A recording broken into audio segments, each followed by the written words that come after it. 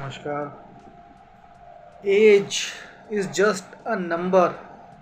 हमारी उम्र मायने नहीं रखती है। अगर आपको सक्सेस हासिल करनी है लाइफ में या कुछ बड़ा गोल अचीव करना है तो age does not matter. Age matter नहीं करती। आप देखो, मैकडोनल्ड्स का जो फाउंडर था उसने 55 या 60 साल की उम्र में कंपनी फाउंड किया। केएफसी का जो फाउंडर था उसने 65 साल की उम्र में केएफसी को फाउंड किया। और ऐसे कई सारे एग्जाम्पल हैं जिन्होंने बहुत लेट सक्सेस को हासिल किया। मिलीनियर बिलीनियर बन गए 55-60 की उम्र के बाद। तो पहली बात तो ये समझ लेना चाहिए कि एज मैटर नहीं करता। हमारी उम्र मैटर नहीं करती। आप सक्सेस कोई भी एज में हासिल कर सकते हैं, उसकी कोई फ़िक्स एज नहीं है। 18 साल के लड़के, 21 साल के लड़के सीईओ बन रहे हैं। 55-60 साल के आदमी जो है वो रिटायर हो रहे हैं, उसके बाद कुछ नहीं कर रहे हैं, ऐसे भी लोग हैं। बट आपका माइंडसेट ये होना चाहिए कि जब जागे तब सवेरा। अगर 40 साल के हैं, 45 साल के हैं, अभी हमको अगर होश आ गया है कि नहीं अब बहुत हो गया है, अब मुझे लाइफ में कुछ करना है, तभी स्टार्ट कर दो। आज से ही स्टार्ट कर दो। वेट मत करो एक परफेक्ट अपॉर्चुनिटी का, एक परफेक्ट टाइम का कि एक दिन एक परफेक्ट टाइम आ जाएगा, उस दिन ये हो जाएगा तो उस दिन ये हो जाएगा तो मैं दुनिया बदल दूंगा। एक परफेक्ट टाइम कभी नहीं आता। यही परफेक्ट टाइम है जो अभी चल रहा है। बस इसी टाइम में आप खुद को जियो। यही टाइम में स्टार्ट कर दो। 5 साल 10 साल लग कर मेहनत करो और आप अचीव कर सकते हैं।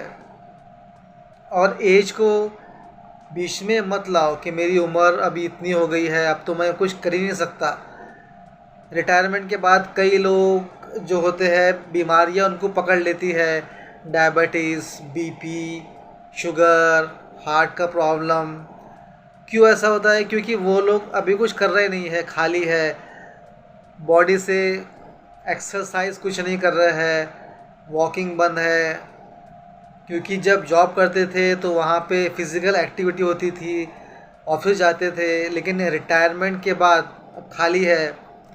तो ऐसे खाली दिमाग में, ऐसे खाली शरीर में बीमारियां घर करने ही वाली है। तो इसीलिए क्या चाहिए कि रिटायरमेंट के बाद भी इंसान के अंदर जोश होना चाहिए कि हाँ मुझे कुछ करना है।